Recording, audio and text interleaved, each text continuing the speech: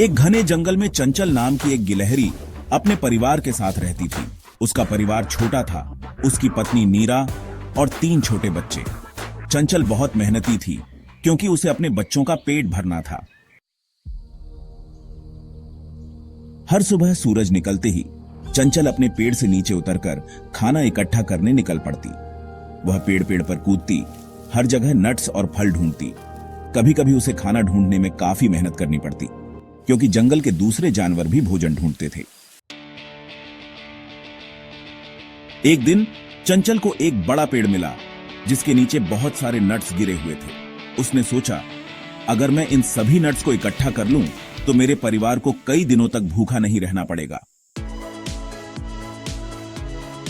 एक दिन चंचल को एक बड़ा पेड़ मिला जिसके नीचे बहुत सारे नट्स गिरे हुए थे। उसने सोचा, अगर मैं इन सभी नट्स को इकट्ठा कर लूं तो मेरे परिवार को कई दिनों तक भूखा नहीं रहना पड़ेगा। लेकिन नट्स इकट्ठा करना आसान नहीं था। पास में एक चालाक लोमड़ी रहती थी जो अक्सर दूसरे जानवरों का खाना छीन लेती थी। चंचल ने तुरंत योजना बनाई। उसने जल्दी जल्दी नट्स इकट्ठा किए और उन्हें अपने बिल में ले जाकर छुपा दिया।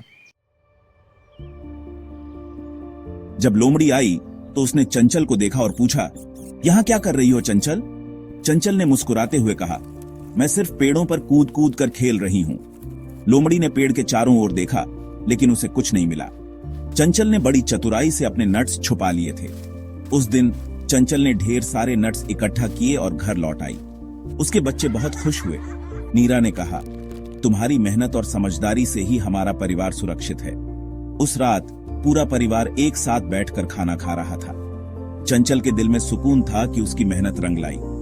उसने अपने बच्चों को समझाया, जीवन में मेहनत और ईमानदारी से काम करना ही सबसे बड़ा गुण है।